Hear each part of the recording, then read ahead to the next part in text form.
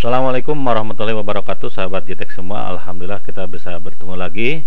Pada kesempatan ini Mang akan coba menjawab beberapa pertanyaan ya.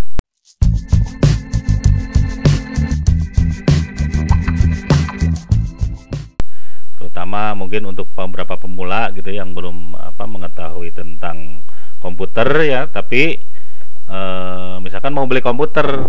Nah, Mang katanya gimana caranya biar saya tidak ketipu gitu ya, beli komputer, atau cara mengetahui spesifikasinya itu bagaimana gitu ya.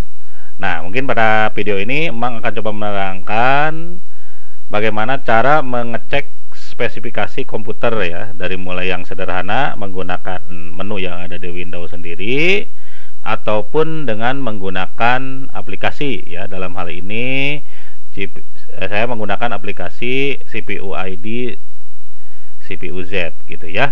Oke, kita lanjut ke tata cara bagaimana mengecek spesifikasi komputer gitu ya. Yang pertama yang sederhana dulu ya, dimana yang sederhana ini hanya untuk mengecek prosesor, CPU dan memori yang digunakan dari atau oleh komputer ini ya. Kalau di Windows 10 begini caranya ya, sama mungkin di Windows 7 juga.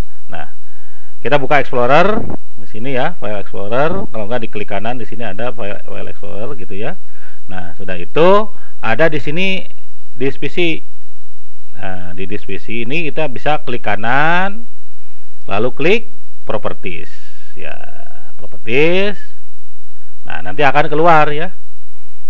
Prosesor ini adalah contohnya yang Mang pakai itu adalah AMD Ryzen 5 3600 XT yang 6 core ya, 12 thread, ini 3,8 GB. Memori yang terinstall ini adalah 32 GB gitu ya. Terus pakai sistem type-nya itu Windows 10 64 bit. Itu yang cara yang sederhana ya. Bisa juga cek device manajernya kalau pengen lihat ya. Di sini contoh kalau PGA-nya itu adalah RX, Vega dan lain-lain. Ini bisa dibuka semua, bisa dicek. Nah, selanjutnya cara yang kedua, kalau pengen lebih yang detail lagi gitu ya, ini bisa menggunakan, masih ada yang menu di Windows yang disediakan oleh Windows sendiri. Di search ini diketik DX Diag ya, DX Diag. Nah, kita enter, kita tunggu sampai keluar menu DX Diag ini ya. Nah, ini ya, DX Diag. Jadi ketahuan di sini spesifikasinya ya. Yang pertama Windows-nya 10 Pro 64 bit gitu. Terus motherboard-nya itu keluaran MicroStar. Prosesornya pakai AMD Ryzen 5 3600 6 core gitu ya, 12 thread ini ya, dengan kecepatan 3,8 GB. Memori yang terpasang ini 32.700 sekian megabyte. Jadi kalau mau dikonversi ya dibagi 1000 ya. Bagi 1000 jadi 32 GB gitu. Ini pakai DirectX 12. Nah, kita pindah ke selanjutnya, displaynya ini pakai apa nih? Nah, ternyata displaynya pakai RX Vega ya. RX Vega, dia memorinya itu adalah 8. Ini ya, kalau ngecek memori Vega di sini ya, yang VRAM-nya itu 8 GB gitu. Terus sound card-nya ini ada yang AMD High Definition dan lain-lain itu ya, yang Realtek juga ada. Nah, itu ya untuk mengecek kalau menggunakan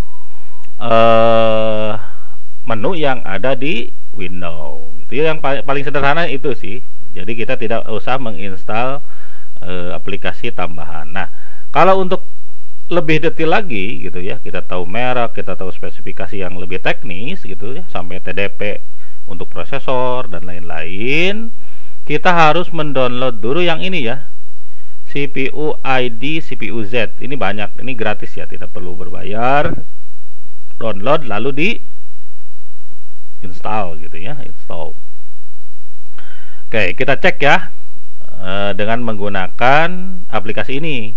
Nah, double klik, yes. Nanti dia akan keluar informasi detail mengenai komputer kita, komputer yang dipakai gitu ya. Nah, ini contoh ya. CPU-nya adalah AMD Ryzen 5 3600 XT. Ini jenisnya yang mati C ya, matis gitu. Nah, TDP-nya ini sampai keluar nih, 95 watt ini TDP-nya. Soketnya AM4 gitu ya. Teknologinya 7 nano. Ini detail banget nih ya kalau untuk aplikasi ini. Nah, kalau untuk lihat kecepatan core-nya, ini di sini ya, core speed-nya. Ini loncat-loncat antara ya bergerak lah. Karena ini bisa sampai 4,7 kalau nggak salah ya, kalau untuk prosesor Ryzen 5 3600. Nah, untuk lihat core-nya di sini ya.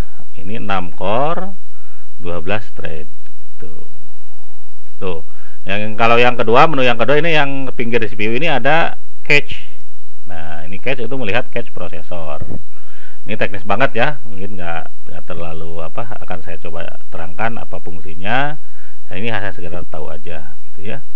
Nah, terus mainboardnya ini pakai Microstar Internasional gitu, X570A Pro. Ini ketahuan ya. Kalau tadi kan nggak keluar tipenya ya, cuma pakai keluar ini aja kalau yang pakai Windows. Nah, kalau pakai CPU Z ini dia ketahuan.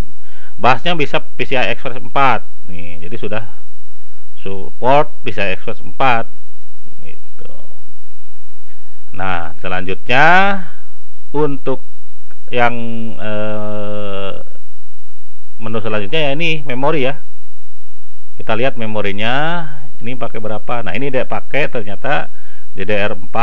Kalau pengen lihat channel, ini kan kita kadang-kadang tahu ini single channel atau dua channel di sini ya. Kalau dual berarti dia dual channel gitu ya. Nah, untuk size-nya ya ini tadi 32 gigabit gitu ya. Gigabyte ya, gigabit. Nah, untuk frekuensi di sini ini harus dikalikan 2 ya kalau pengen menghitung. Ini contoh ini 1600 lah, jadi kali 2 berarti frekuensinya dia di 3200 gitu ya. Nanti mungkin akan lebih detail nanti di menu ini ya, di menu yang sebelahnya. Itu ya cara-cara membacanya. Jadi ini jenisnya DDR4 32 GB, udah dual channel. Ini 1600 kali 2 berarti 3200 MHz ini gitu ya. Oke, kita lihat ya. Nah, ini jangan terkejut ya kalau lihat kosong gini. Berarti kebetulan di motherboard yang Mang pakai yang X570 itu ada 4 slot ya. Berarti di slot 1 ini tidak terpasang memori. Kita pindahkan aja slotnya. Nah, ini slot 2 tuh kan ada ya. Slot 2 berarti Mang pasang memori di sana gitu, di slot 2 itu. Ini DDR4, maksimal bandwidthnya ini adalah DDR4 266 ya. Tapi sebenarnya ini bisa di overclock. Nah, kalau bahasa di memori sih XMP ya, di XMP menjadi ini 3200, sehingga tadi yang ini tuh dia lagi jalan di 3200 karena memang overclock ke 3200 gitu. Jadi kalau memang bawaan standarnya ketika kita beli langsung dipasang itu ya ini dia terbacanya akan di DDR4 266 ya di BIOS-nya. Tapi kan di BIOS ada menu XMP tuh. Bisa di-up menjadi 1600 kali 2 ya, jadi 3200. Itu cara metode perhitungannya. Ini mereknya juga ketahuan, merek X-Star 16 GB ya, seperkepingnya ini yang slot 2 ini 16 GB, kecepatannya bisa sampai 3200. Nah, ini slot 3 kosong juga nggak Mang pasang. Nah, ini slot 4 sama ya seperti tadi. Itu spesifikasinya ya, itu dan cara membacanya seperti itu. Nah, untuk menu selanjutnya adalah grafik atau PGA yang kita gunakan gitu ya, eksternal GPU yang kita gunakan. Kebetulan dalam hal ini Mang menggunakan AMD RX Vega 56. Ini masih 14 nanometer ya teknologinya. Terus TDP-nya lumayan nih. Kalau ini 210 watt, boros lah sedikit dibanding PGA-PGA yang sekarang. Ini memang agak lama ya kalau PGA 56 itu. Ini boros di 210 gitu. Nah, untuk lihat memori di sini ya. Memory size itu 7,98 atau 8 GB gitu. Jadi tipenya yang HBM2 atau teknologinya HBM2. Terus ini core-nya di sini ya. Ini kebetulan lagi nggak bekerja atau idle, ini kecil ya. Nanti kalau dia lagi kerja ini turun naik ya sesuai dengan jenis. Misalkan lagi render ini bisa naik tinggi gitu. Kalau main game juga kalau yang berat itu bisa naik tinggi. Itu cara ngeceknya ya, seperti itu. Nah, selanjutnya sekalian Mang juga menerangkan ini ya, satu aplikasi lagi yang mungkin penting untuk memonitor kondisi komputer kita ya. Ini namanya CPU ID HW Monitor ya. Nah, ini bisa di-download, ini pemakaian gratis juga ada gitu ya, tidak usah berbayar. Nah, ini semua kondisi komputer ini dicek di sini ya, bisa dilihat di sini gitu ya, dari mulai sistem berapa suhunya gitu ya. Yang paling minimal itu 33, berapa maksimalnya gitu, semua dicek di sini, ada kondisinya. Terus voltasenya turun naik juga, RPM-nya juga di sini nanti berubah-ubah ya sesuai dengan kondisi. Terus ini pengen ngecek per core-nya berapa yang digunakan, frekuensinya berapa yang digunakan, ini bisa menggunakan aplikasi CPU ID HW Monitor gitu ya. HW Monitor lah kalau orang Indonesia bilang gitu ya. Nah, ini lihat temperatur dari harddisk ya. Ini harddisk itu ada 38 derajat. Kalau ini adalah M2 atau SSD ada di 33 derajat gitu.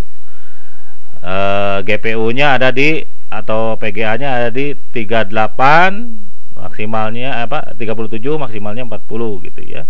Nah, itu bisa pakai menggunakan aplikasi ini ya, menggunakan aplikasi ini untuk mengetahui kondisi kesehatan atau kondisi suhu dan lain-lain dari komputer kita. Jadi kalau saya sih menyarankan beberapa aplikasi itu dipakai ya, atau diinstal ya di komputer kita biar kita tahu kondisi komputer kita. Mungkin demikian untuk video kali ini. Seperti biasa, jangan lupa di like, share, and subscribe agar informasi yang disampaikan dapat bermanfaat. Demikian, assalamualaikum warahmatullahi wabarakatuh.